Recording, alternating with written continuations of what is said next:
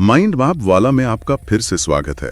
इस सेशन में हम क्लास 12 बायोलॉजी के कुछ आसान लेकिन बहुत जरूरी चैप्टर्स को स्मार्ट तरीके से रिवाइज करेंगे, बिल्कुल एग्जाम के नजरिए से। तो चलिए सीधे पहले चैप्टर पर आते हैं जो कई लोगों को मुश्किल लगता है, इवोल्यूशन। बिल्कुल, इवोल्यूशन की कहानी शुरू होती है जीवन की उत्पत्ति से, यानी ओरिजिन ऑफ लाइफ से। राइट। और यहाँ सबसे अहम थ्योरी है केमिकल एवोल्यूशन, ओपर एंड हाल्डेन थ्योरी। हाँ, ओपर एंड हाल्डेन थ्योरी। और इस थ्योरी को लैब में साबित करने वाला एक्सपेरिमेंट तो एग्जाम्स का पसंदीदा सवाल है। बिल्कुल, मिलर्स एक्सपेरिमेंट। एग्जैक्टली, वो है मिलर का एक्सपेरिमेंट। उन्होंने एक बंद फ्लास्क में पृथ्वी के पुराने वायुमंडल जैसा माहौल बनाया। अच्छा, मतलब मीथेन, अमोनिया। हाँ, methane CH4, ammonia NH3, hydrogen H2 और जलवाष्प। ठीक है। इनको 800 डिग्री सेल्सियस पर गर्म किया और बिजली के स्पार्क दिए। जैसे उस समय बिजली कड़कती थी। से हुई होगी लगभग 3 अरब साल पहले। वाह! और यहीं से फिर एवोल्यूशन की कहानी आगे बढ़ती है। बिल्कुल सही। अब आते हैं दो सबसे जरूरी थ्योरीज पर जिनमें अक्सर कंफ्यूजन होता है। डार्विन और ह्यूगो द व्रीज। हाँ, ये बहुत जरूरी है। डार्विन ने नेचुरल सिलेक्शन की बात की, लेकिन उनके हिसाब से ये बदलाव, ये वेरिएशंस कैसे आते थे? डार्विन के मुताबिक वेरिएशंस छोटे होते थे और डायरेक्शनल, दिशात्मक। हाँ, दिशात्मक। मतलब छोटे छोटे बदलाव जो किसी एक दिशा में पॉपुलेशन को बदलते हैं। उन्होंने इसे ब्रांचिंग डिसेंट भी कहा। मतलब एक कॉमन पूर्वज से अलग अलग प्रजातियां निकलना। करेक्ट। जबकि ह्यूगो द व्रीज ने उन्होंने इवनिंग प्रिमरोज पर काम करते हुए म्यूटेशन की बात की। और उनके म्यूटेशंस डार्विन के वेरिएशन से बिल्कुल अलग थे, है ना? एकदम अलग। ह्यूगो द व्रीज ने म्यूटेशन को सॉल्टेशन कहा। सॉल्टेशन। हाँ, मतलब एक बड़ी छलांग। उनके अनुसार म्यूटेशन बड़े होते हैं, रैंडम होते हैं और दिशाहीन, मतलब डायरेक्शनलेस। अच्छा, तो एक तरफ डार्विन का धीमा ग्रेजुअल प्रोसेस और दूसरी तरफ व्रीज के अचानक और बड़े बदलाव। बिल्कुल, यही मुख्य अंतर है। ठीक है, अब एवोल्यूशन के सबूतों पर आते हैं। होमोलॉगस और एनालॉगस ऑर्गन्स, इसमें अंतर याद रखने का कोई आसान तरीका या हमेशा कंफ्यूज करता है? इसका एक बहुत सिंपल हैक है। बताइए। होमोलॉगस ऑर्गन्स के लिए याद रखें HD। Homologous divergent evolution. अच्छा। इनका ओरिजिन सेम होता है लेकिन फंक्शन डिफरेंट होता है, जैसे व्हेल, चमगादड़, चीता और इंसान के 4 लिम्स। हाँ, सबकी हड्डियों का पैटर्न तो एक जैसा ही है, पर काम अलग अलग है। एग्जैक्टली। कोई तैरने के लिए, कोई उड़ने के लिए, कोई दौड़ने के लिए। मतलब एक ही ब्लूप्रिंट से अलग अलग जरूरत के हिसाब से मॉडिफिकेशन हो गया। और एनालॉगस के लिए है AC मतलब एनालॉगस कन्वर्जेंट एवोल्यूशन। बिल्कुल, यहाँ ओरिजिन डिफरेंट होता है लेकिन फंक्शन सेम होता है। जैसे तितली और पक्षी के पंख। एकदम सही। दोनों उड़ने के काम आते हैं लेकिन उनका बेसिक स्ट्रक्चर बिल्कुल अलग है। ये दिखाता है कि अलग अलग जीवों ने एक जैसी समस्या का एक जैसा समाधान निकाला है। जी, शानदार तरीका इसे याद रखने का। अब चैप्टर के उस हिस्से पर आते हैं जहां से न्यूमेरिकल भी बन सकता है।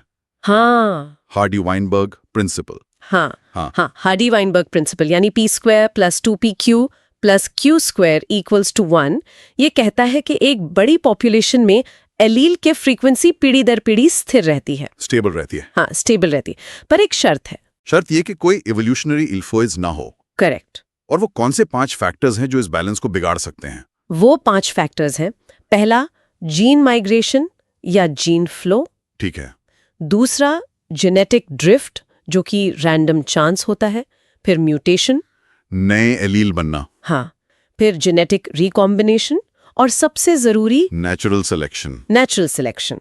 अगर इनमें से कुछ भी होता है तो फ्रीक्वेंसी बदल जाएगी और इवोल्यूशन होगा।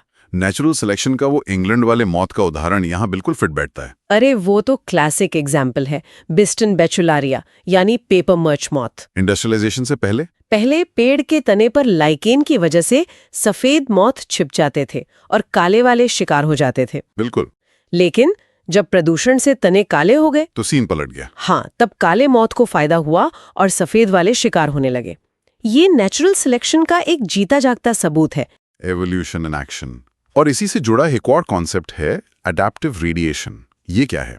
अडैप्टिव रेडिएशन का मतलब है एक ही पूर्वज से शुरू होकर अलग अलग ज्योग्राफिकल एरिया में फैलने की वजह से कई नई प्रजातियों का विकसित हो जाना। अच्छा, एक पॉइंट से अलग-अलग दिशाओं में फैलना। बिल्कुल।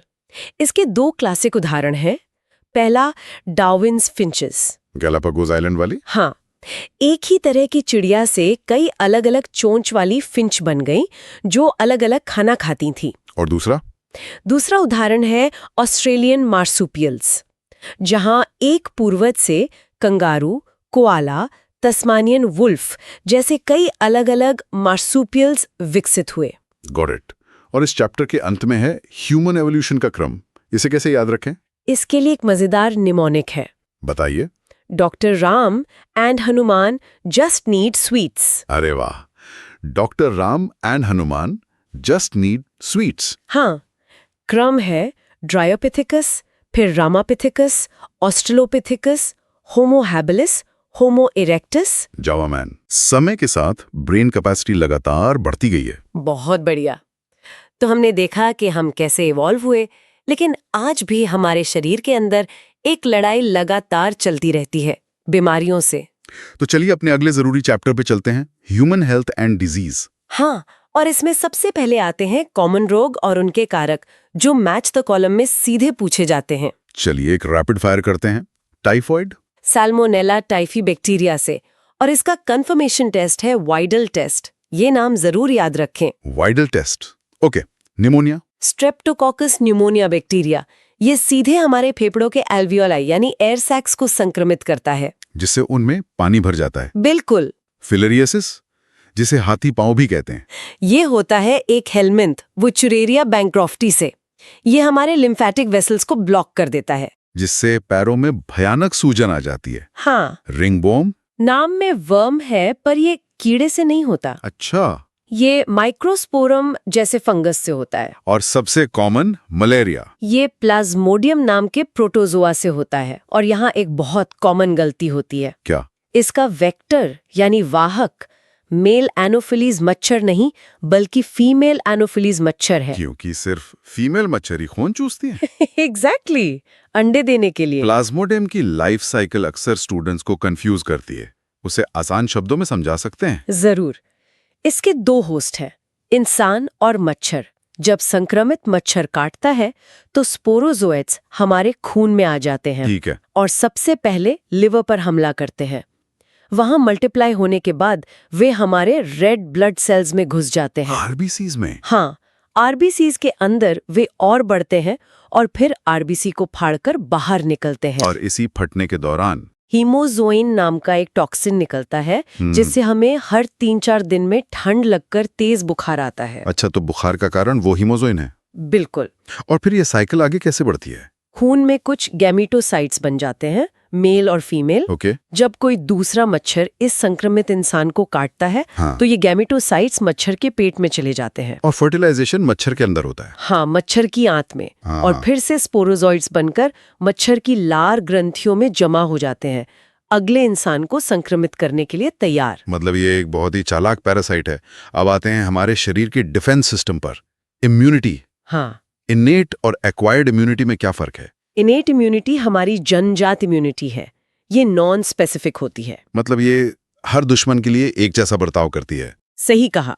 इसे आप किले की दीवार समझ सकते हैं। जैसे हमारी त्वचा, पेट का एसिड या हमारे आंसू में मौजूद एंजाइम, ये किसी भी घुसपैठिए को रोकने की पहली कोशिश है। और अगर कोई दुश्मन इस दीवार को पार कर जाए, तब एक्वायर्ड इम्यूनिटी का रोल आता है। बिल्कुल। एक्वायर्ड इम्यूनिटी पैथोजन स्पेसिफिक होती है और इसकी सबसे बड़ी ताकत है मेमोरी, याददाश्त। हाँ, ये दुश्मन को पहचानती है और उसे याद रखती है। ये हमारे शरीर की स्पेशल फोर्सेस हैं, बी लिम्फोसाइट्स और टी लिम्फोसाइट्स। अच्छा। जब कोई पैथोजन पहली बार हमला करता है तो हमारा शरीर उससे लड़ने में समय लेता है, लेकिन लड़ाई के बाद वो उसकी याददाश्त बना लेता है, ताकि अगली बार हमला तेजी से हो सके। बहुत तेजी से और ताकतवर हमला होता है। बी सेल्स और टी सेल्स के रोल में एक बहुत जरूरी अंतर है ना? हाँ, ये एग्जाम में पूछा जाता है। बी सेल्स एंटीबॉडी बनाते हैं, प्रोटीन्स की सेना। हाँ, जबकि टी सेल्स खुद एंटीबॉडी नहीं बनाते, बल्कि वो बी सेल्स की मदद करते हैं एंटीबॉडी बनाने में। तो बी सेल्स हथियार बनाने वाली फैक्ट्री हैं और टी सेल्स उस फैक्ट्री के कमांडर। क्या बात है, बिल्कुल सही एनालॉजी है। और माँ के पहले दूध यानी कोलोस्ट्रम में जो एंटीबॉडी मिलती है वो कौन सी होती है? वो होती है IgA एंटीबॉडी, जो बच्चे को पैसिव इम्यूनिटी देती है। और एलर्जी के समय जो एंटीबॉडी बढ़ जाती है वो है IgE। IgA, got it.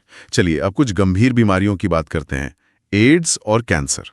Ads कैसे हमारे इम्यून सिस्टम को खत्म कर देता है? एड्स होता है HIV ह्यूमन इम्यूनोडेफिशिएंसी वायरस से, जो एक रेट्रोवायरस है। रेट्रोवायरस मतलब इसके पास RNA होता है, DNA नहीं। सही।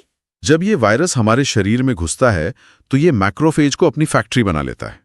वहां ये रिवर्स ट्रांसक्रिप्शन एंजाइम की मदद से अपने RNA से वायरल DNA बनाता है। और फिर वो वायरल DNA हमारे सेल के DNA में जुड़ जाता है। हाँ, और फिर नए वायरस बनाने का ऑर्डर देता रहता है। और इसका मुख्य निशाना कौन से सेल्स होते हैं? इसका मुख्य निशाना होते हैं हेल्पर T सेल्स। देता है।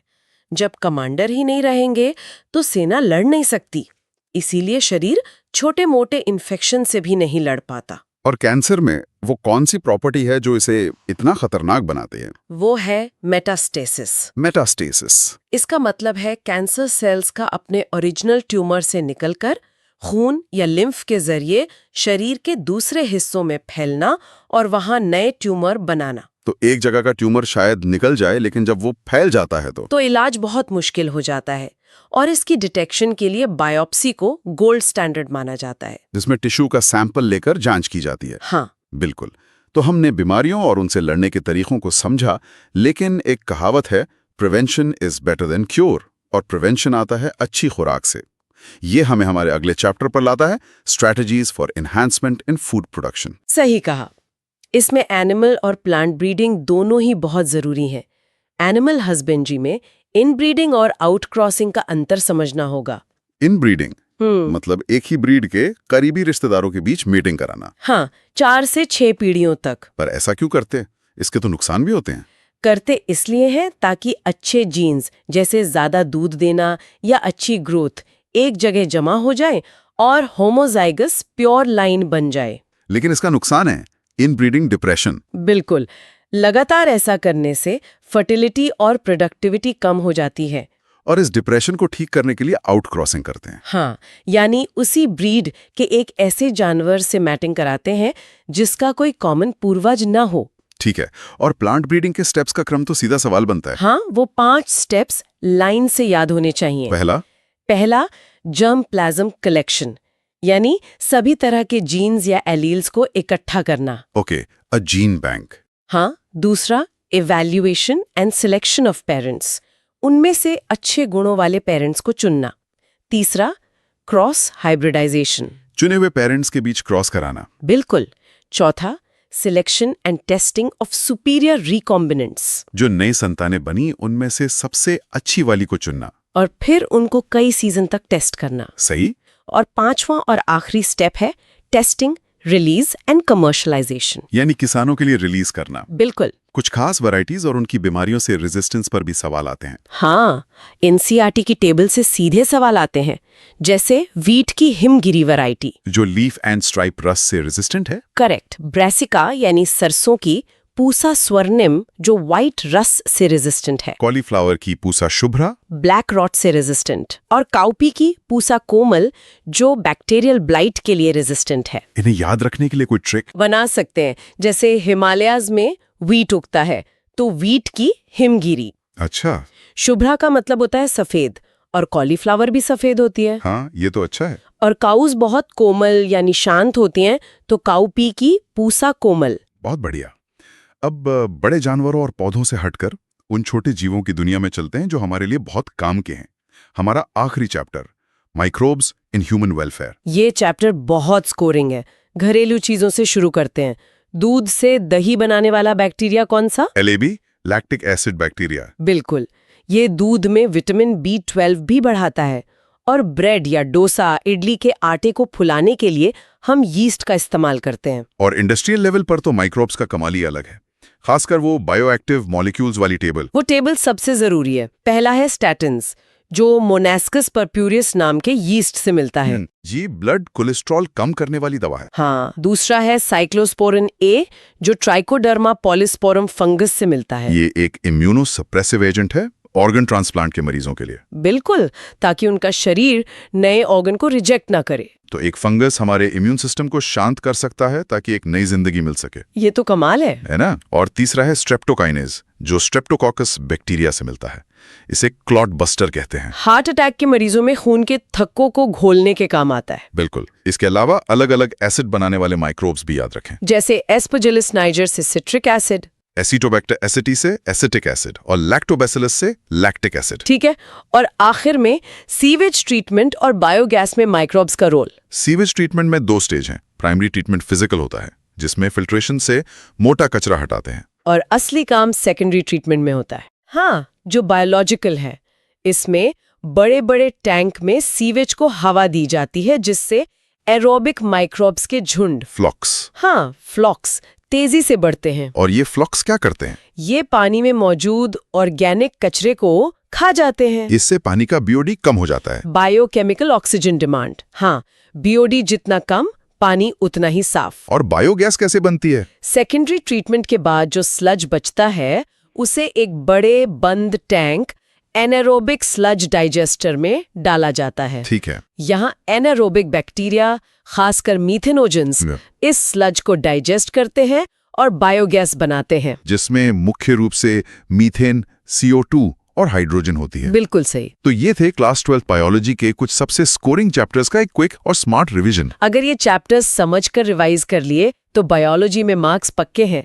इस सेशन के स्लाइड्स और नोट्स टेलीग्राम पर उपलब्ध हैं। और याद रखिए, पढ़ो कहीं से, रिवीजन होगा यहीं से। माइंड मैप वाला को सब्सक्राइब करें और नोट्स और माइंड मैप PDFs के लिए टेलीग्राम ज्वाइन करें।